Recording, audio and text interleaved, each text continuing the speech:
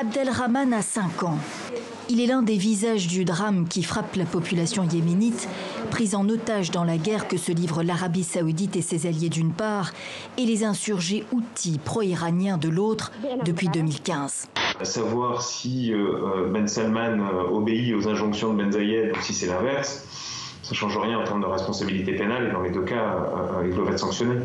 En tout cas, ils sont les deux chantres, les deux têtes de la même politique inhumaine et illégale menée au Yémen, de la même guerre menée au Yémen. Il faut dire que ces capitales arabes où il va aller ne sont pas seulement dans la dépendance vis-à-vis de l'Arabie saoudite. C'est qu'en matière de répression des journalistes et des intellectuels, ils n'ont pas beaucoup de leçons à donner à leurs invités. Le musée des arts et traditions du Gabon devrait ouvrir ses portes d'ici à la fin de l'année. Et le ministre de la Culture espère bien que ces vitrines, encore vides, accueilleront bientôt des centaines d'œuvres pour l'instant exposées en France. Au siège de l'UNESCO, nous avions indiqué que si la France refusait ces restitutions, elle tomberait fatalement dans la question des biens mal acquis. Les francophones se mobilisent d'un bout à l'autre du pays.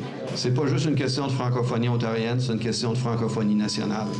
Une quarantaine de manifestations sont prévues aux 4 coins de l'Ontario le 1er décembre, mais bizarrement, rien à Toronto devant Queen's Park, site de l'Assemblée législative. Il me semble qu'il y a 2 sexes, alors contrairement à ce que dit une de ces auteurs qui dit qu'il y a une infinité de sexes, non. Il y a évidemment, dans l'espèce humaine, en tout cas, il y a 2 sexes et la reproduction est sexuée. Que des adultes consentants puissent jouer sur ces frontières, qu'il y ait effectivement des gens qui s'amusent à passer d'un genre à l'autre, comme on dit aujourd'hui, pourquoi pas. Mais il faut se rendre compte que c'est quelque chose qui ne peut pas réorganiser nos sociétés. Nous toutes, c'est une marche qui vient d'une idée à la base. Il y a quelques mois, des militantes féministes se sont rassemblées et se sont dit il faudrait faire un mouvement d'ampleur en France pour sensibiliser et pour dire stop aux violences sexuelles et sexistes.